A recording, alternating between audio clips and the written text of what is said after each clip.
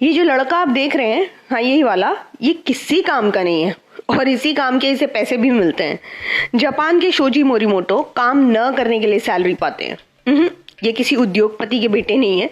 Actually 38 साल के मोरीमोटो खुद को $70 यानी करीब 6,000 रुपए पर बुकिंग के रेट पर किराए पर देते हैं, खुद को ही।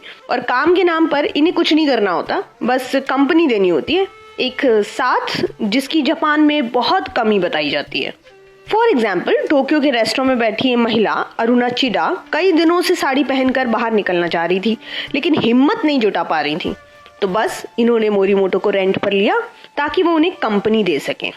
वैसे ये काम चिडा दोस्तों के साथ भी कर सकती थी, लेकिन उनका मानना है कि दोस्तों के साथ तो उन पर फिर बात करते रहने का प्रेशर रहता है, लेकिन मोरीमोटो के साथ ये टेंशन नहीं है। वो चुपचाप बैठे रहेंगे और बात करने पर ही बात करेंगे, इसके अलावा उन्हें कुछ नहीं करना।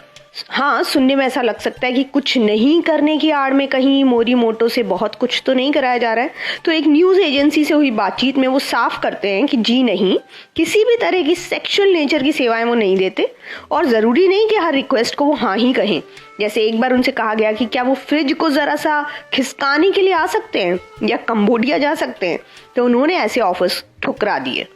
वैसे किराए पर दोस्त, परिवार या साथी को लेने वाली सेवाएं, सर्विसेज जापान में नई नहीं है। एजेंसियों की मदद से आप एक्टर्स को भी अपने दोस्त के तौर पर किराए पर ले सकते हैं।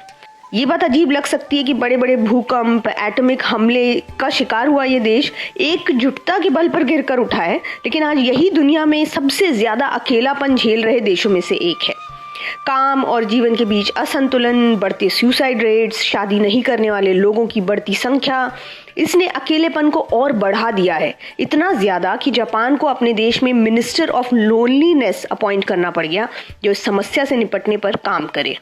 एक अदद साथ की इस देश में इस हद तक कमी होती जा रही है कि मोरीमोटो को उनके एक क्लाइंट ने इसलिए बार बार बुलाया क्योंकि वो पार्क में जाकर सी सॉ पर बैठना चाहते थे और वो ये काम अकेले करने से हिचकिचा रहे थे।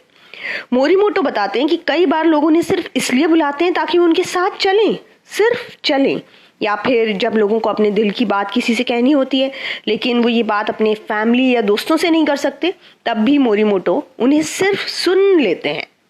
इस कुछ ना करने वाले लड़के के हिसाब से लोगों को उनके साथ का ये अस्थायी रिश्ता अच्छा लगता है और कम से कम इस रिश्ते में किसी तरह की अपेक्षाएं भी चिपकी हुई नहीं है। मोरीमोटो को कभी उनके बॉस ने ताना दिया था कि वो किसी काम के नहीं है। अब किसने ये सोचा था कि वो इस ताने को इतना सीरियसली ले लेंगे कि अब वो कुछ ना करके भी लोगों के लिए बहुत कुछ कर रहे हैं।